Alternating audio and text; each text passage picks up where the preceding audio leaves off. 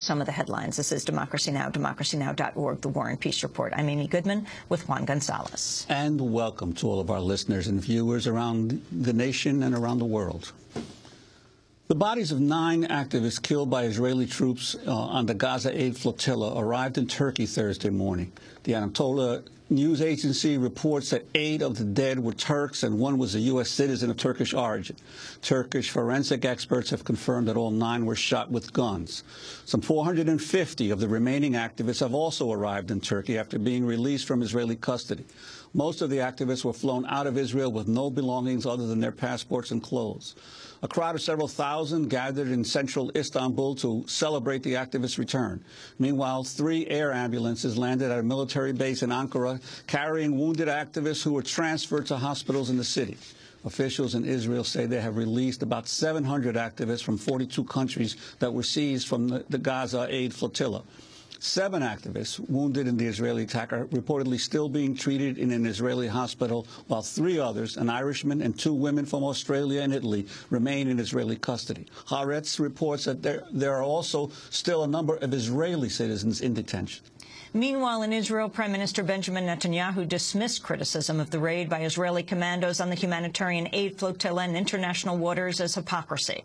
In a televised address, he said the Israeli soldiers had acted to defend themselves. His comments came as the UN Human Rights Council voted to set up an independent international inquiry into the raid. Meanwhile, talk is now turning to the next ship on its way across the Mediterranean to try to break Israel's blockade of Gaza.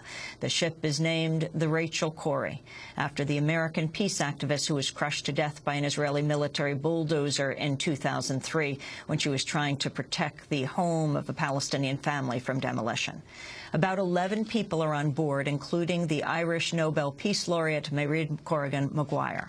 Huwaida Arraf is the chairperson of the Free Gaza Movement. She was on the flotilla when it was attacked. She was released from Israeli custody Tuesday. She joins us on the phone from Ramallah in the West Bank.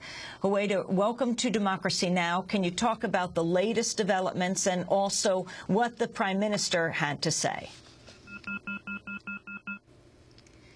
We're trying to reach Huwaida Arraf right now on the line. Let us go back for a moment, though, to another guest that we have on the line. Sawsan Zaher is a staff attorney at Adalah, the legal center for Arab minority rights in Israel. She's interviewed many of the activists in detention, joining us on the phone from southern Israel. Sawsan, what have you learned from those hundreds of people who were imprisoned? Who did you talk to? What were their stories of what happened on board the flotilla? Yeah, well, first of all, good day to everyone. I just would like to emphasize that before we even succeeded to meet with the activists, we had a long journey full with obstacles from the Israeli authorities. We knew about the first 16 detainees that were in Israeli custody and detention that were taken already on Monday. And already when we knew about that, we started to apply in order to meet them, and we were all the time refused. When we knew that they arrived, that all the flotilla or most of the flotilla have arrived to Ashdod airport, I also went there and also asked to meet the detainees because they, of course, have the right to meet a lawyer in order to inform them about their legal rights and etc. I was also refused. The argument then was that the whole port for this action was a closed military zone and no entrance was allowed. So we were told that we can get only on the next day when they will all be brought to prison. And so that's what we did. We got there the next day in the morning, but unfortunately, and in contrast to what they have told us, we were there at around 9:30 in the morning, but they told us no lawyers are allowed. It's only a day for diplomats, and none of the organizations can take in. However, I am very happy, actually, that we insisted and we stayed there despite their responses, because eventually around 1 o'clock we were able to enter. Despite that, they left us like for another 2 hours. So actually there were lots of obstacles when eventually we succeeded to enter. So before we hear from you the stories, we just got Huwaida Arraf back on the line, and it's very difficult to get her. So I just wanted to go, Huwaida, to you. you as you were in this aid flotilla. Describe what happened to you and the people you were imprisoned with, the stories that you heard, and now what's happening with the ship that is coming in, another part of the aid flotilla.